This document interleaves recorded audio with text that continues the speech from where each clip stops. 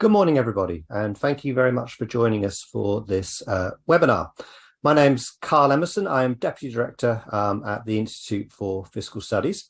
And the event we have on this morning is to mark the end of a programme of work that's been going on for 2 years and a bit that we've been doing with the Centre for Ageing Better, looking at patterns of work amongst older people, types of work that people do, how that's been changing over time, and what the impact of the rising state pension age has been. And clearly this is a project that was initially conceived prior to the pandemic, but that will have lots of implications in the short and potentially longer term too. So this is the first piece of work that we've done with the Centre for Ageing Better, and we're very pleased to have done it. We've enjoyed it, and we think there's lots of interesting findings.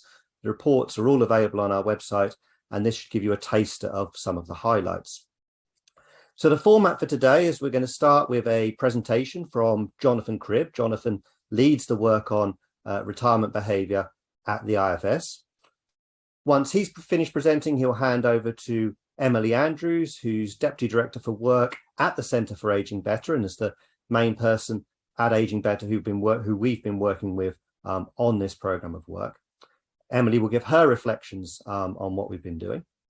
And then we'll hand over to Christopher Brooks, who's Head of Policy at Age UK, who'll give his reflections on the issues raised by the findings that we have. All in all, they'll take about 30 minutes or so. That will give us plenty of time for questions. You can post these online using Slido. Do post questions. Also on Slido, you'll be able to vote for the questions that you think will be most interesting. So what I'll be doing is choosing from those questions, choosing from the questions with the most votes in particular, and putting them to Jonathan, Emily, and Christopher. So without any further ado, I will now hand over to Jonathan, who's going to give the first presentation. Thank you.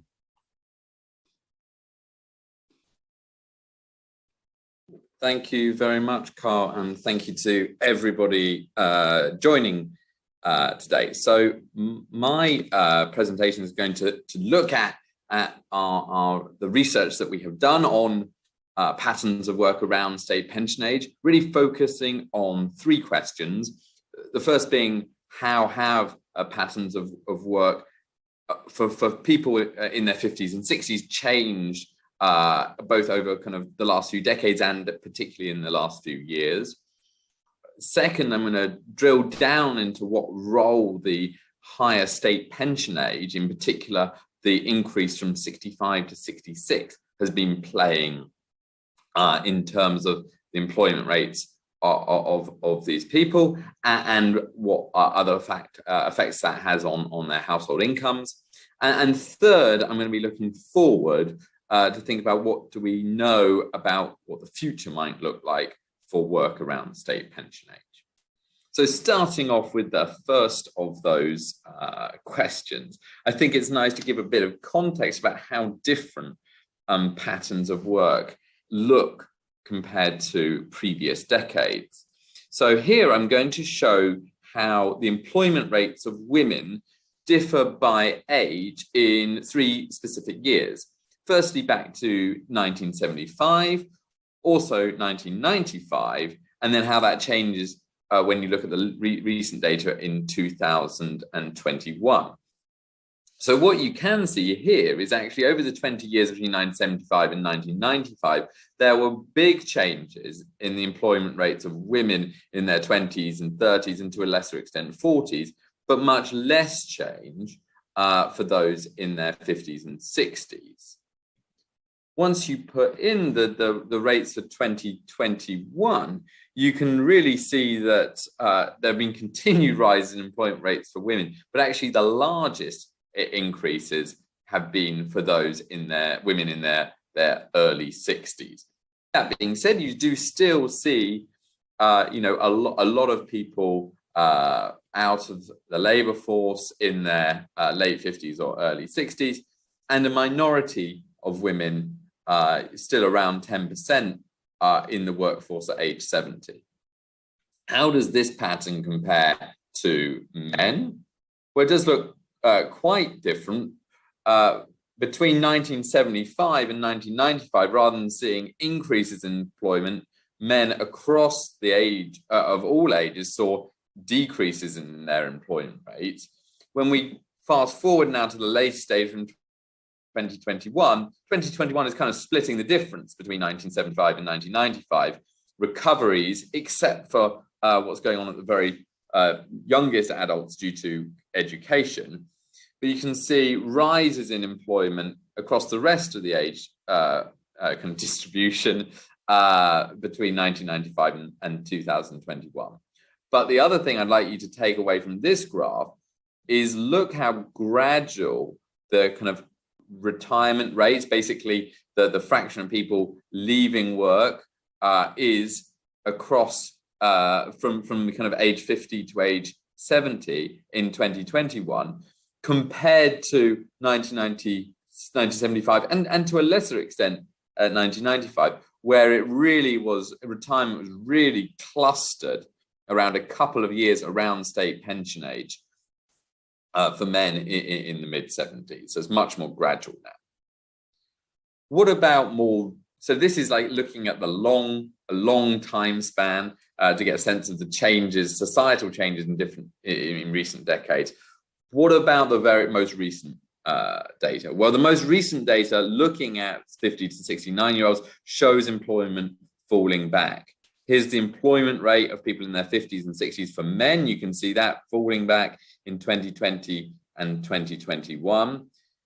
And you can also see that's slightly more gradual fallback for women as well after these long secular increases in employment rates.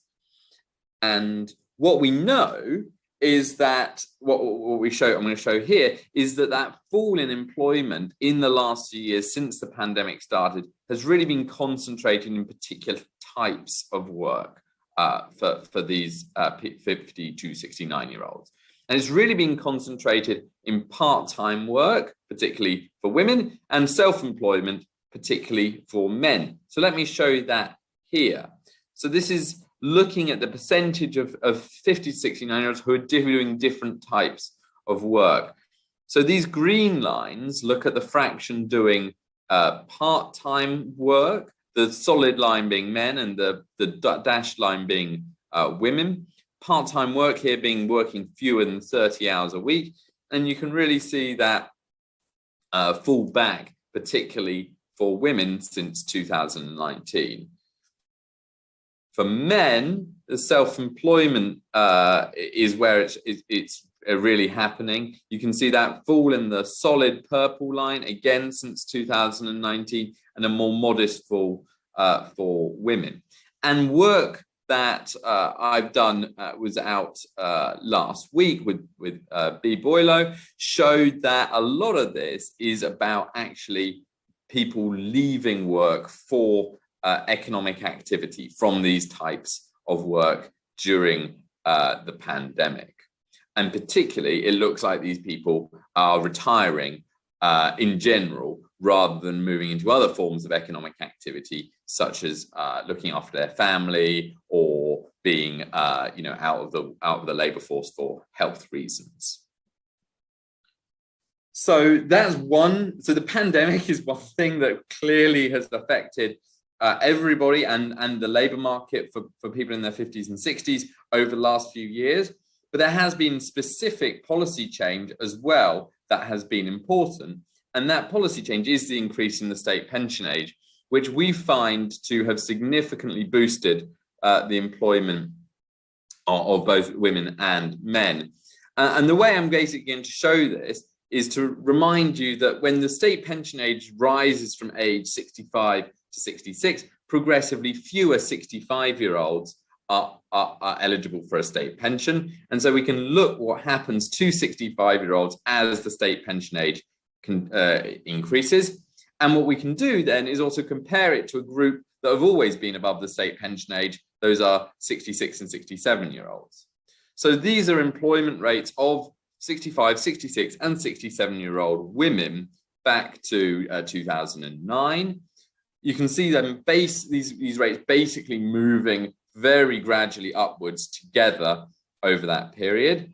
But then you get to the point in late 2018 when the state pension age started to rise, and you can see this, real big tick up in the employment rate of 65-year-olds. And indeed, we estimate causally what the impact of this reform is on age 65-year-old women, and we think that it boosts employment by about 8 percentage points for women.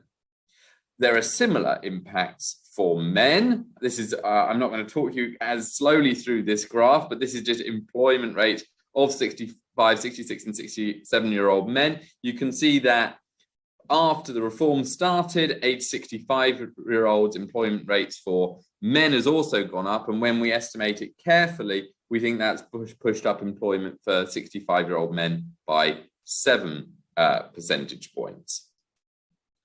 Now, those are in some sense quite substantial increases. You can see that this kind of increase has not been seen usually in the data, but it still means that more than 90% of 65-year-olds are not working longer as a direct result of the reform.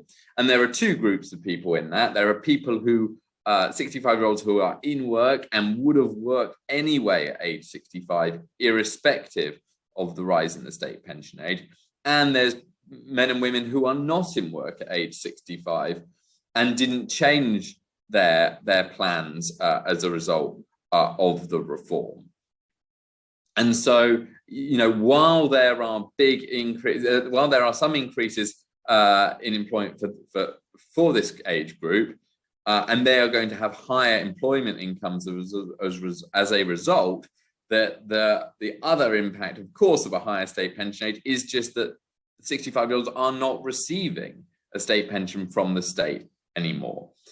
Now, when we look at exactly how that affects household incomes, we see basically a similar fall in household income across the income distribution between high and low income households, but that any given fall in income, cash fall in income, is going to be harder for poorer people to deal with, and indeed it will push some people over the poverty line. And indeed, now I'm going to show you its impact on a measure of poverty, absolute poverty, in this graph here. So absolute income poverty looks at the fraction of households, people living in households with an income of less than about £260 per week after you've deducted their housing costs. This is the same measure as the Department for Work and Pensions uses.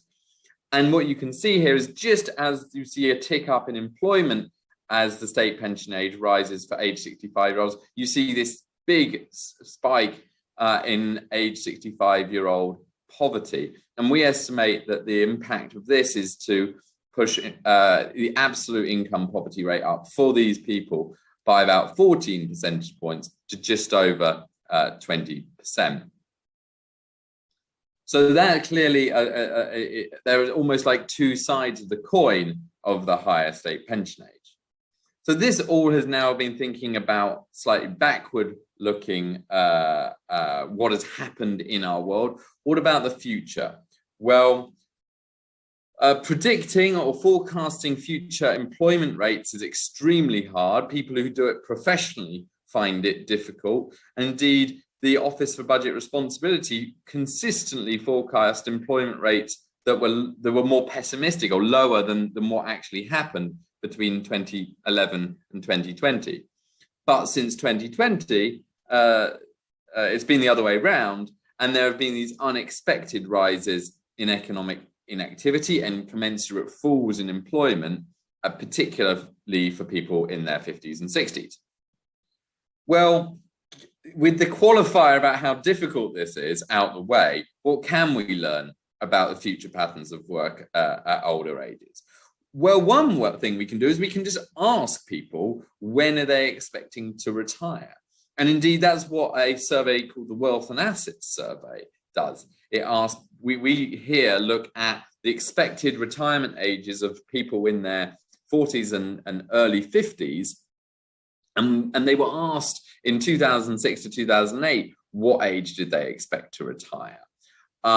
So here, what you can see in these red bars is a couple of things. Firstly, back in 2006 or so, people basically said that they would retire at an age ending in either 5 or 0, as you can see, with men more likely to say that they were going to retire at age 65, the old state pension age for men, and women more likely to say they were going to retire at 60, the old state pension age for women. We can now fast forward to the latest data we have from the Wealth and Assets Survey covering 2018 to 2020 in these blue bars, and you can see a dramatic difference. Firstly, the probability of people saying they're going to expect to retire at 55 or 60 or 65 has declined for both men and women. And there have been increases in all the ages 66, 67, 68, and 69, 70. Particularly, you can see big increases at 67, which is expected to be the state pension age for these people. So, based on these expectations data, we might expect continued higher rates of employment in people's 50s and 60s as they delay retirement. Some of this looks like it's related to the higher state pension age, which is coming up later in the decade, rising to 67. And indeed, the previous evidence on the increase in the state pension age to 66, creating higher employment rates, it seems unlikely to just stop as we push the state pension age, or the government pushes the state pension age up to 67 by 2028. So that's kind of what do people expect, maybe related in part to their even higher state pension ages. I think there's one other thing that is worth highlighting, is just that there's generational differences here going on that are actually really important. And they're particularly important for women. So this shows employment rates by age and decade of birth for women, for cohorts or birth cohorts born between the 20s and the 1970s.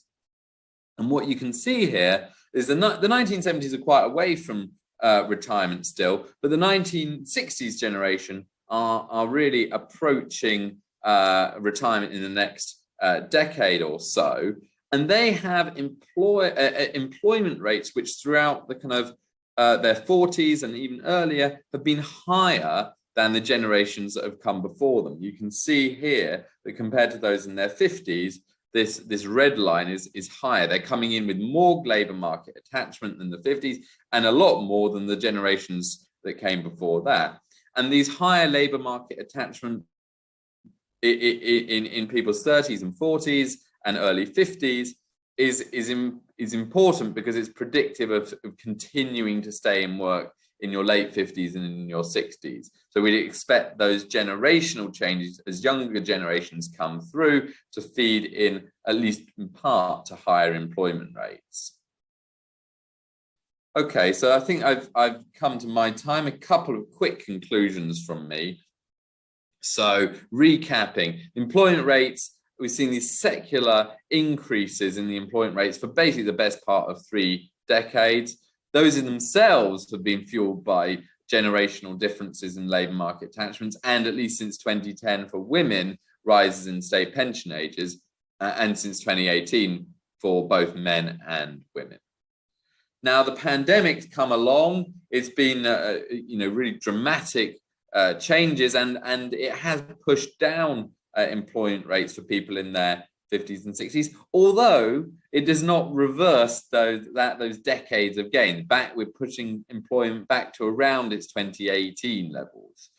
That full employment has been concentrated among self-employed men and part-time working women, and those moving into retirement rather than other forms of economic activity.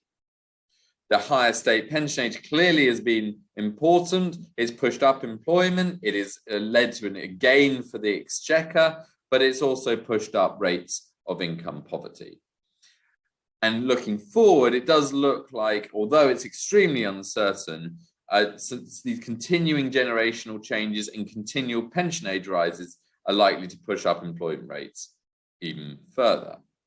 So that's all from me. I'm now going to pass over to Emily Andrews to get her perspective on this work and these issues. Thank you very much. Thank you very much, Jonathan, and just thank you so much to the IFS team. It has been such a treat working with you on this project, and there's so much richness in kind of all of the outputs that have come over the last couple of years, which I would encourage everyone who's interested to have a dig into. So at the Centre for Ageing Better, which is a charity funded by an endowment from the National Lottery Community Fund, we talk a lot about the age shift, which is our term for the dramatic demographic change that we're currently living through. And what Jonathan's presentation demonstrates so clearly is that an age shift in the workforce has been underway for some time and is set to continue. There are more and more older faces in the workplace. And in many respects, the older workforce is the workforce. And yet I am not sure that as a society we've really woken up to that fact. In a large-scale employer survey that we undertook last year, we found that less than half of employers had age included in their diversity and inclusion policies, and only 1 in 6 had any firm plans to introduce any age-friendly policies in the future. And many workers in their 50s and 60s themselves feel their uncomfortable position in the labour market. The ONS surveyed that large group of people in this age cohort who left employment during the pandemic, and nearly 1 in 3 of that group said that they had experienced age discrimination when looking for work. Those ONS stats are borne out by our own quantitative and qualitative research. When you ask people in their 50s and 60s about their experiences in recruitment, you will hear time and time again stories of people being told that they've got too much experience, or even just being straight up told by employers or prospective employers that they're looking for someone younger. And the impact of that kind of environment is felt by people in different ways. At the most comfortable end, we've got people who feel that they're in a strong enough financial position to retire and clearly aren't being offered enough of an incentive to stay in the workforce. And then at the other end of the spectrum are the people who aren't entering the latter part of their working age life in a resilient financial position or in a resilient position in relation to the labour market due to ill health or the accumulated effects of economic disadvantage or racial discrimination, or due to the sheer bad luck of getting made redundant in your 60s. And it's the people in those groups who are getting left behind. And the potential consequences of that are being spelled out in the incredibly stark numbers that we heard in the middle of Jonathan's presentation, a doubling of the absolute income poverty rate among 65-year-olds.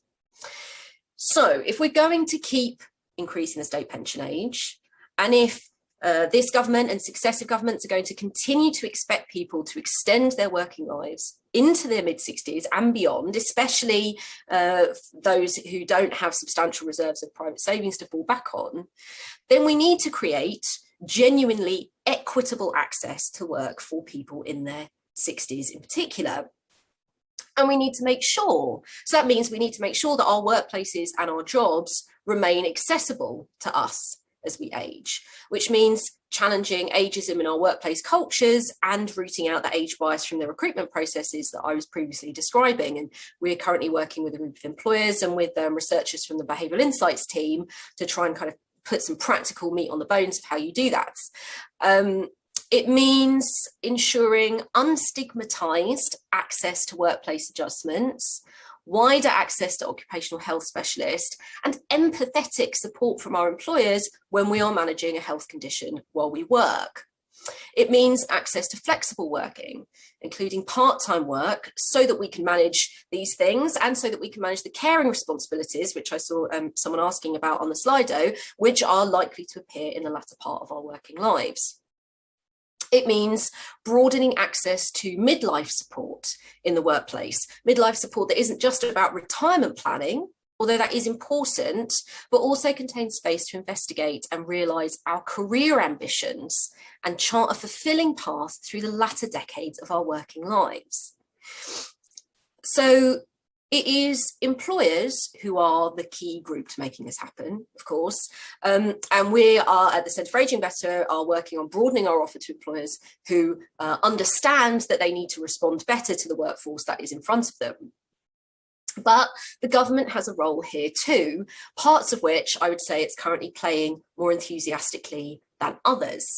So it was hugely disappointing to see the long agreed proposals to legislate to the right to request flexible working and extend rights to flexible working and to legislate for carers leave being dropped from the Queen's speech. I think everyone in the sector thought that those were a done deal. So that was a real disappointment.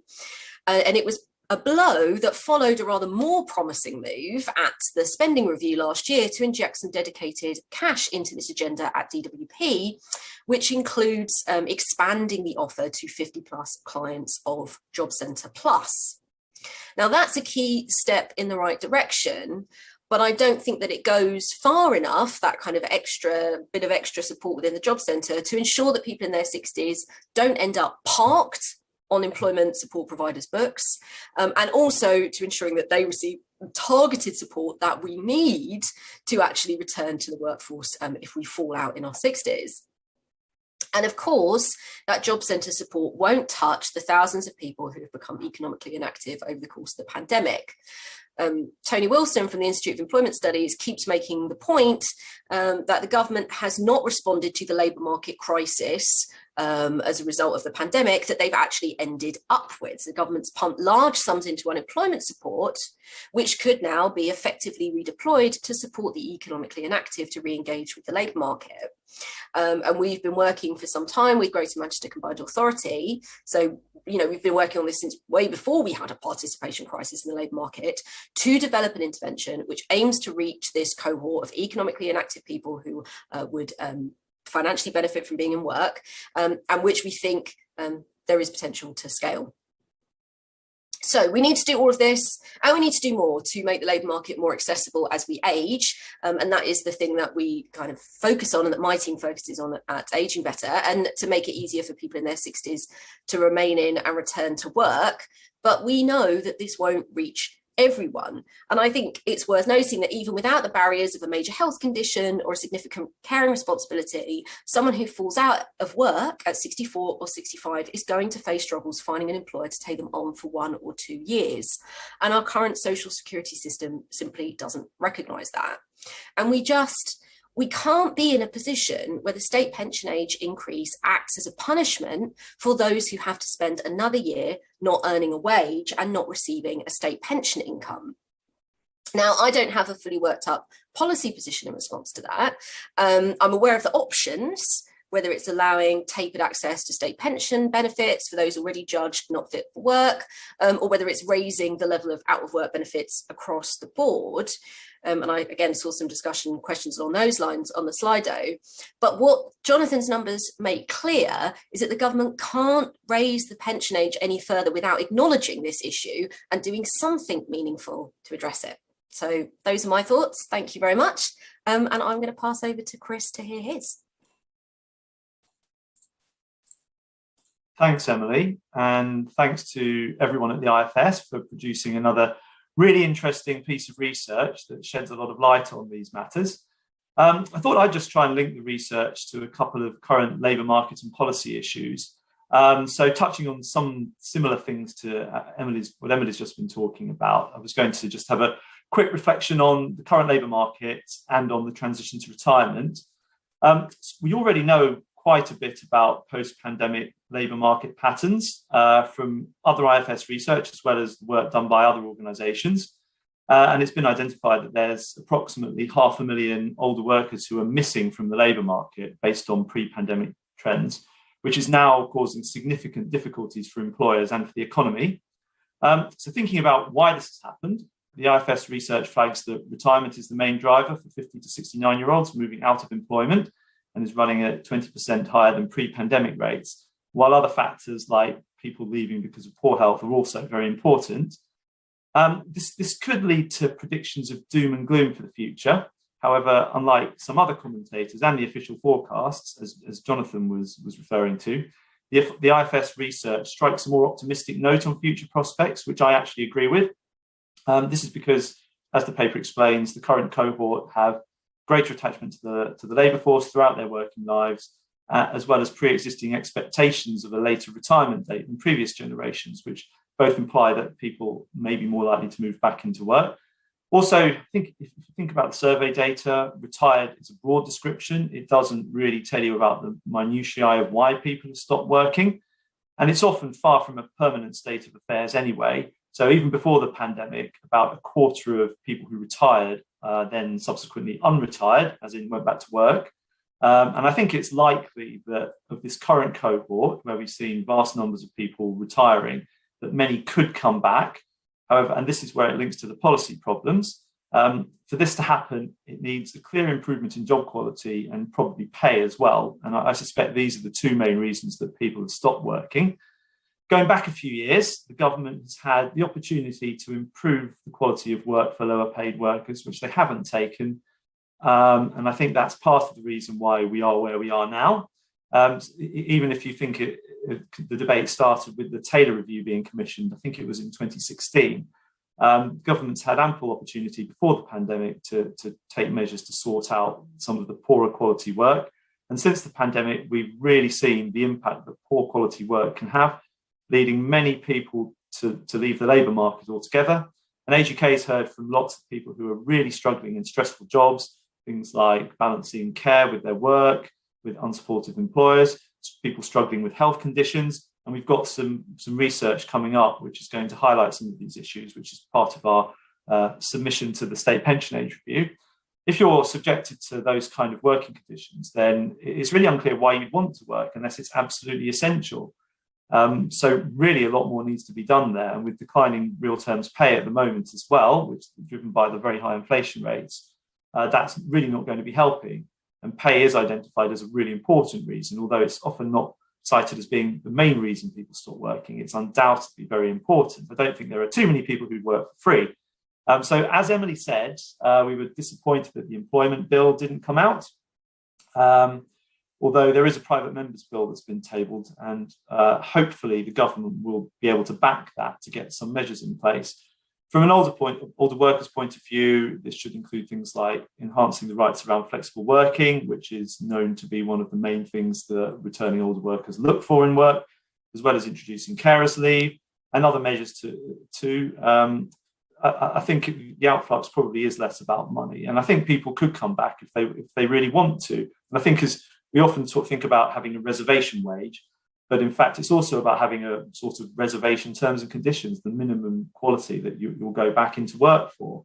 Those reflections are probably more true of lower income workers. It might be different for higher earners who've dropped out of work, many of whom may have just had a lifestyle change because of the pandemic.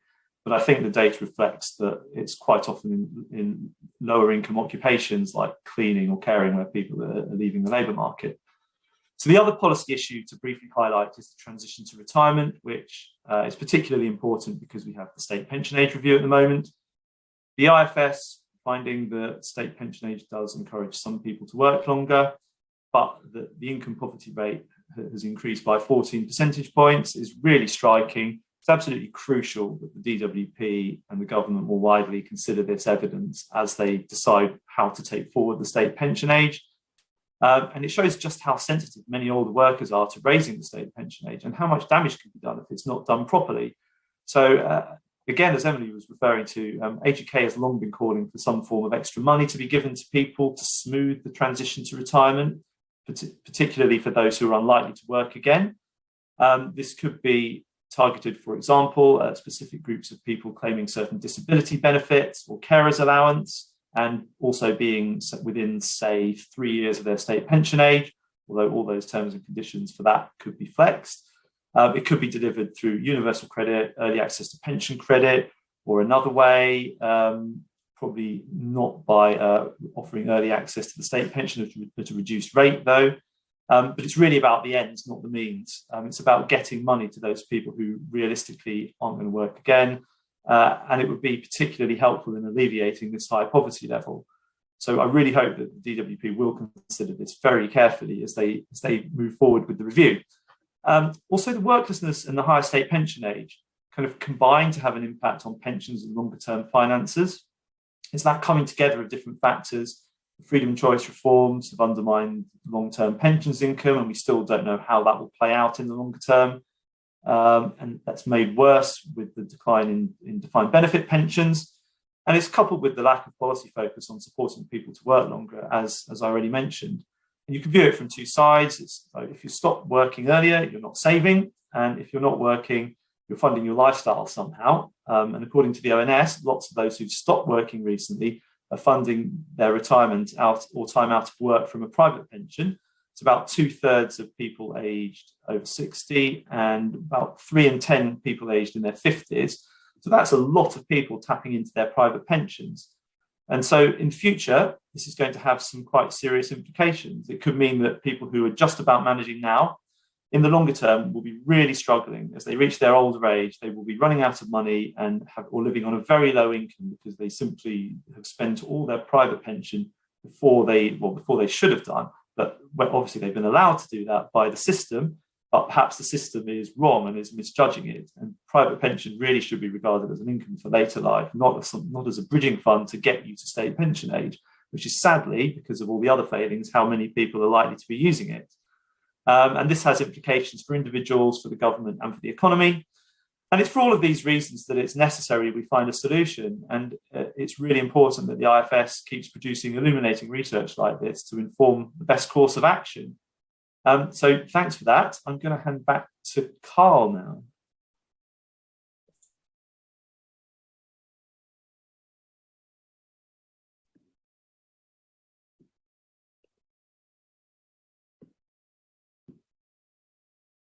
Thank you, Chris. Thank you, Emily, and thank you, Jonathan.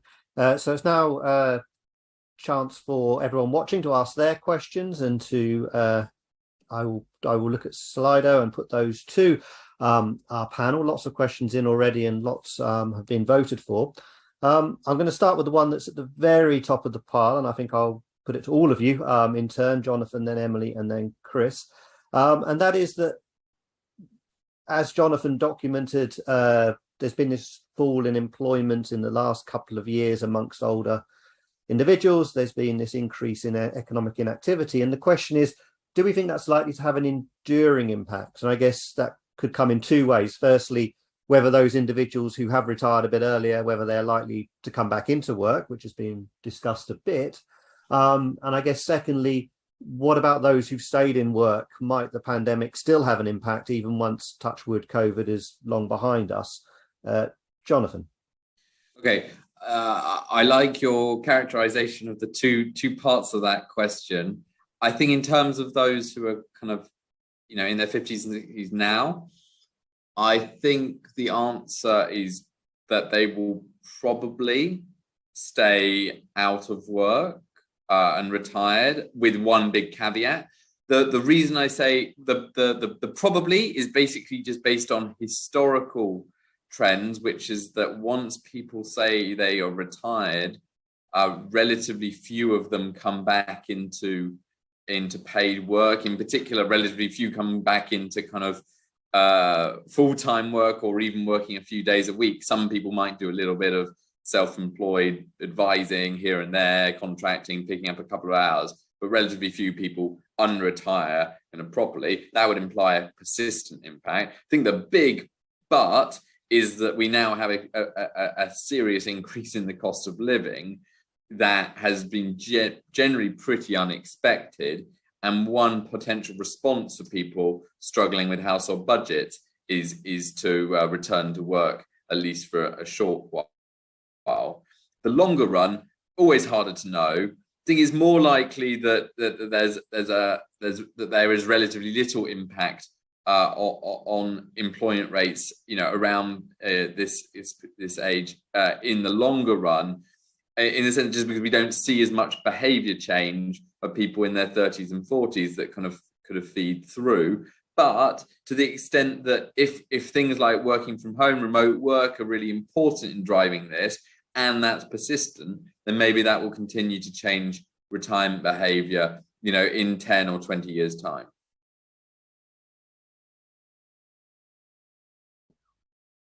Thank you. Emily?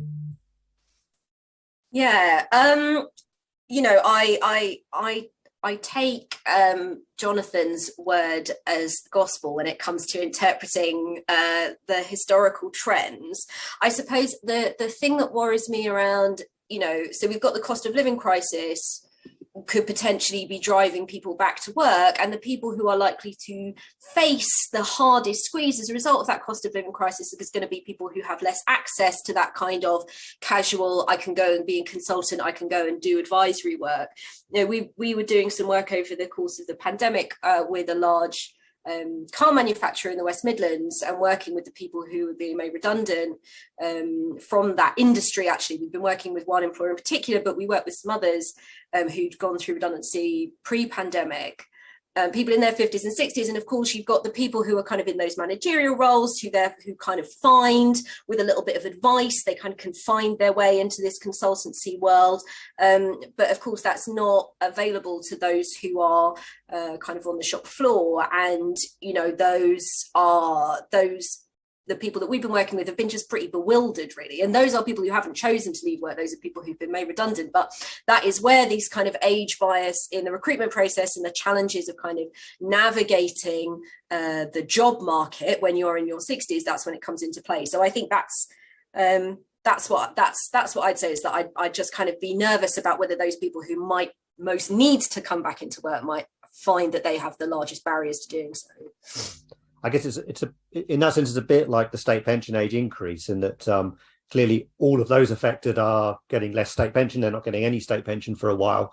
But who loses most? Perhaps it's not those who work longer as a result. Perhaps it's those who want to work longer as a result, but for whatever reason can't do it. Maybe they can't find appropriate work. Maybe their health doesn't allow it. That may be the kind of the biggest losers, perhaps hard to identify in data, but the ones who want to adjust but just can't do it for whatever reason that's outside of their control. Chris? Yeah, thanks. I mean, I think in the short term, probably people aren't very likely to go back into work, at least not en masse. It's clear that there are lots of jobs there at the moment in the economy, but people aren't taking them. So it kind of implies that at least at the moment, they've got other resources to make ends meet. I think we need to think a lot more carefully about households and how households work together, because obviously if there's another earner in a household, then there's probably less financial pressure to work. But employment will always be the main driver of income, including in older households. So it is going to be really important for lots of different people to keep working. In the longer term, though, I think I'm more optimistic. I've mentioned that a quarter of people unretired. Jonathan thinks that's not very many. I slightly disagree. I think that's actually quite a lot. And of the current cohort of people retiring and dropping out of the labour market through the pandemic, which the people are likely to be younger than usual. So I think with that labour market attachment, I think that people are more likely to go back. But it comes down to a lot of the things that we've all mentioned in our presentations, with improving terms and conditions, improving flexible working, just improving access to good quality work generally, as well as no doubt the things like the unemployment support services will probably need to get a bit better at helping older workers and overcoming some of the age-related barriers that people face. But I think in the longer term, people could come back in, but it's definitely not a given. It needs the right factors to be in place. Emily, I think you've got something else you want to add on that point. Is that right? I do, and it's a nice segue from what Chris just said, which is there's actually there is a potential positive story here, which is that if employers, it's interesting when you find yourself suddenly in the middle of a policy window, right? Is that, we've been making the case for, age-friendly employment policies for a long time. And, kind of the skill shortages are a reason to do that. And now that is really biting. So there is a potential positive here as well, which is if we've got more employers who start responding to the fact that they have vacancies, that they need to try and keep people in their workforce, so they need to kind of reach out more widely than they used to.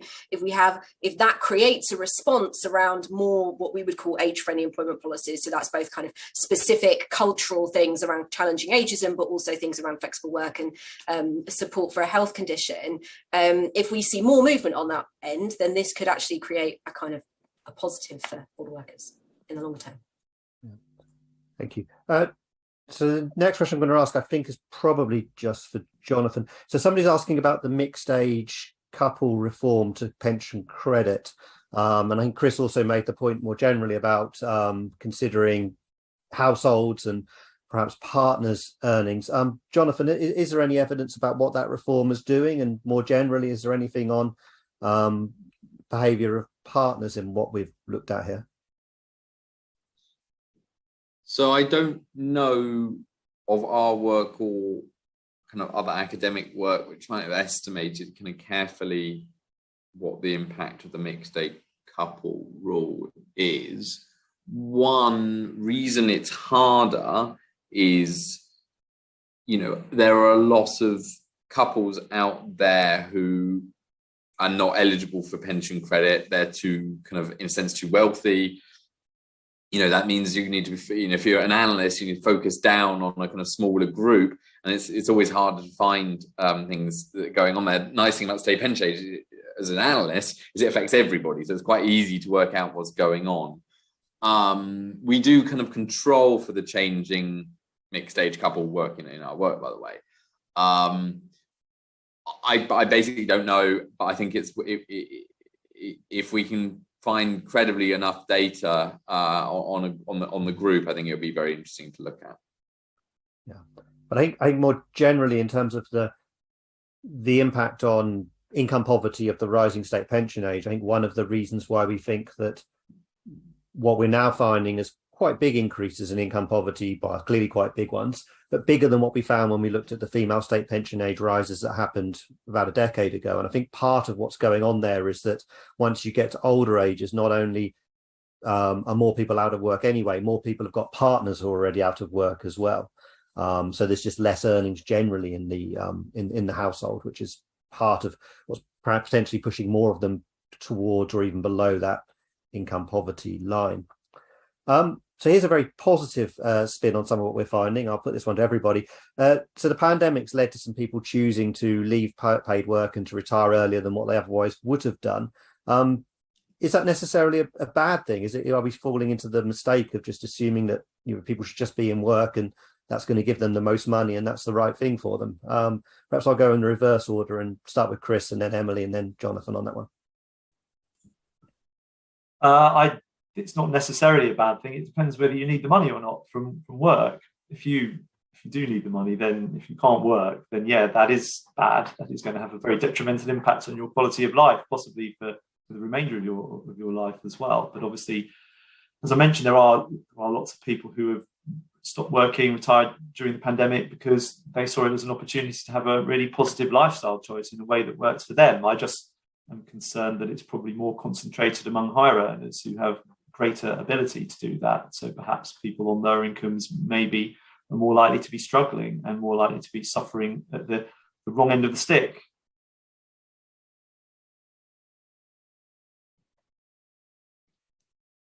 Yeah, I mean, similarly to what Chris says, I mean, yeah, bad for whom, I suppose. Bad for the economy, of course, potentially, if we don't have people who, we want to kind of like have people earning, working, participating in the labour market.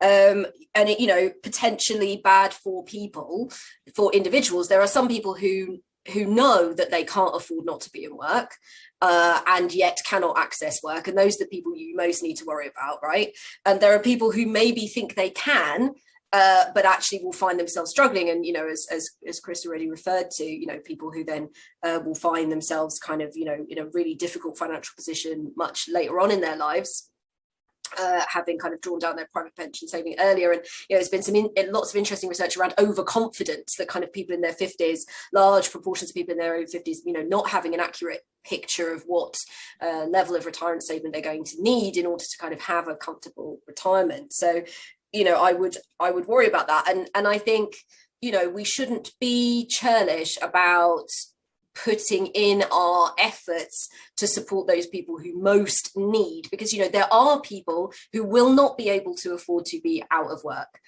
when they're in their mid-60s, given the increase in state pension age. And if we create a kind of a more welcoming and accessible, crucially an accessible working environment for people in that age cohort and in that cohort who need to work, it will then have kind of knock-on impacts which will benefit everyone, which is a good thing. So I basically agree that there were going to be at least some people who've left work who might struggle financially, either in the shorter or longer term run as a result of having done so. I mean, I guess that a lot of the evidence does look like these people are retiring potentially slightly more of an active choice rather than being forced out of work due to poor health or unemployment or kind of redundancy or job loss or something like that. All that kind of, in that sense, retirement is a more positive story. And to the extent that, people's lives have changed a lot during the pandemic, people might have got a bit more of a taste for leisure, taste for doing other things other than their working, their paid working lives. And so if people's preferences have changed and that just, this behavior reflects that, then it's probably a good thing for quite a few people. Of course, I think one thing to say here is, it shouldn't be totally forgotten that we're talking about kind of around 250,000 fewer people in work in their 50s and 60s. And because it doesn't look like that's labour demand, it looks like this is labour supply falling. That is going to contribute, at least in part, to the high levels of vacancies and the kind of inflationary pressure that comes from that. With fewer people willing to supply work, that in a sense restricts the supply side of the economy as well. So there are kind of second order impacts, at least on the rest of us.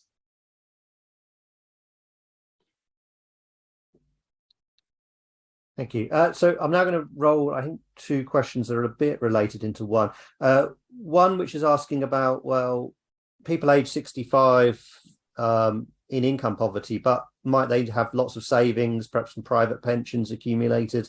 I guess the question's getting at, is income really the right measure here for when considering how their standard of living and whether they're actually in poverty? And there's a question from Phil May-Winnie from Independent Age, which I think is related because it's asking about what does this mean about the longer term? What if people are retiring early, perhaps because of state pension, and then drawing on their private pension a bit early, perhaps because of the pandemic, perhaps because their state pension age is higher? Does that store up risks for the future? Is this something that we collectively need to be more concerned about? I'll go and Jonathan, and then Emily, then Chris. Well, economists generally care about things other than income, but it's a good first step in general to think about what people's incomes are. We might compare about kind of how much you can consume, as much or probably a little bit more than your actual income. In terms of private pensions, it does seem likely that if that is your buffer or your way of dealing with lower state pension income, then we should actually see your private pension income in the kind of income data that we use and that the government publishes. Indeed, we do see a slight, but actually, if anything, what we see in the data is people delaying their receipt of private pensions because there's a set of people who are retiring later. So it's quite hard to see whether people are kind of using private pensions more to make up for this. But in general, I guess the thing to point out here is, particularly for men, this is, these state pension age increases are fairly small in the grand scheme of things. 1 year, some people born in these cohorts have only seen a couple of months increase in their state pension age, and the ability to kind of smooth that over, given all their wealth, it might be a bit higher. Of course, for women have now seen 6 years of increases in state pension age. It's a lot harder to kind of, if you're taking a view from maybe 2005, it's a lot harder to kind of have dealt with that.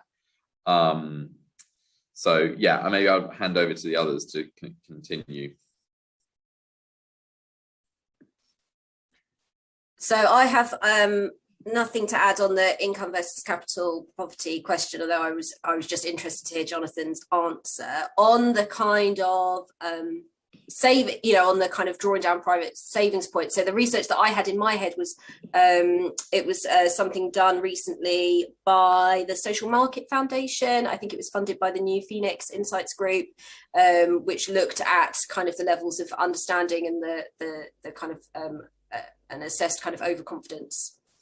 So I would just suggest looking at that. That's where I was putting it from.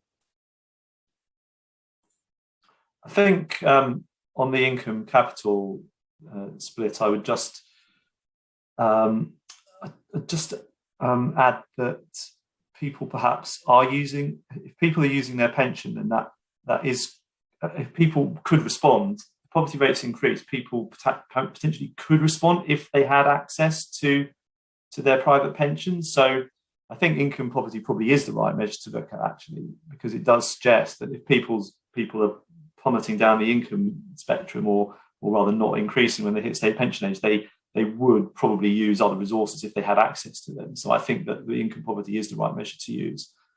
And on private pensions, I think there's a big difference between people with a DB pension and the DC system.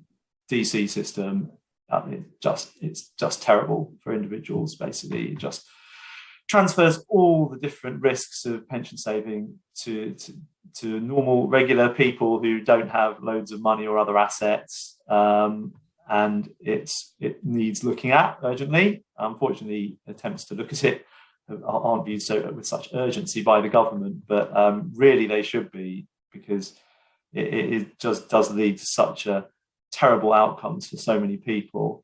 It's interesting to know the breakdown. I mentioned that the ONS found that quite a few people were using their private pension, but it does depend. I don't think they could really illuminate whether that was people accessing DB pension and maybe getting a better income. If you have a reasonable DB pension, you're probably more likely, at least once you reach state pension age, you're probably more likely to have a reasonable standard of living.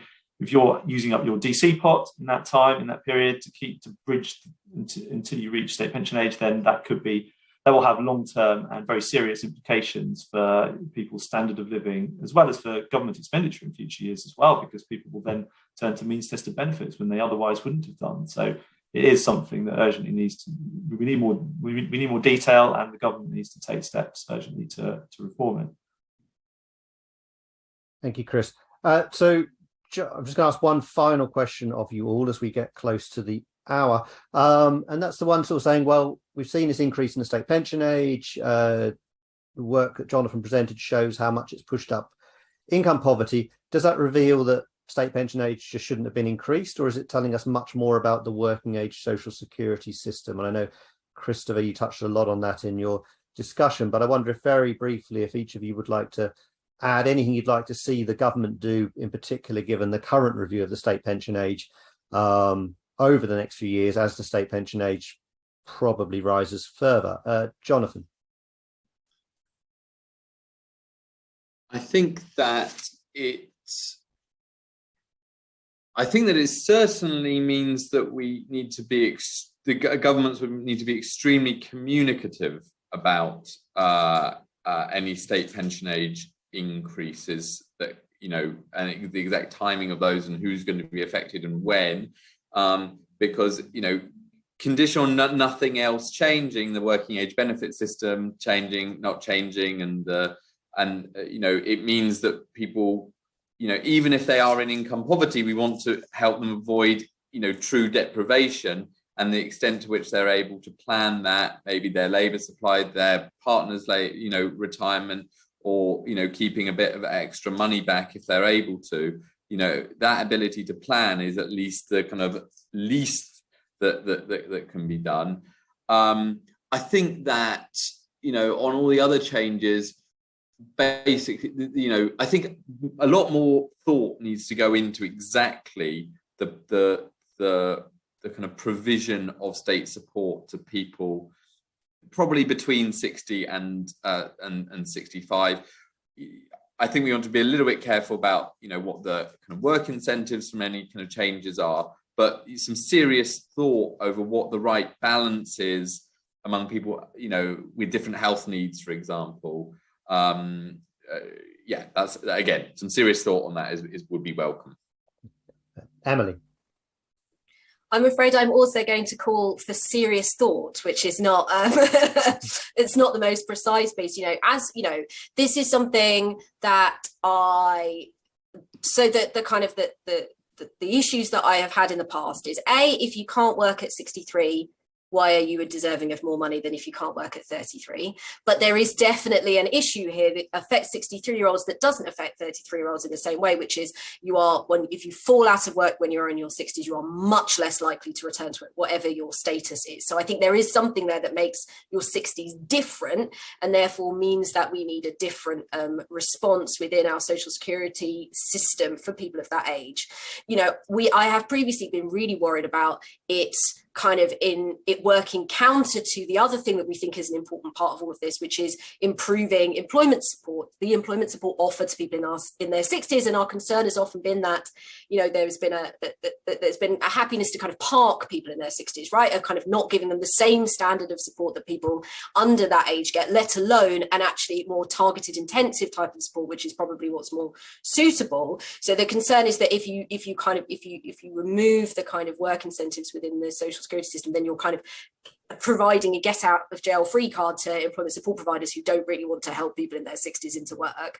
But to my mind, the numbers from the most recent analysis kind of put that to one side, actually, that that if what you're seeing is a doubling of absolute income poverty for people age 65 as a result of this, then that's just not something that you can just sort of magic away within the labour market. And so serious thought, I agree, to what our social security system does for people in their 60s.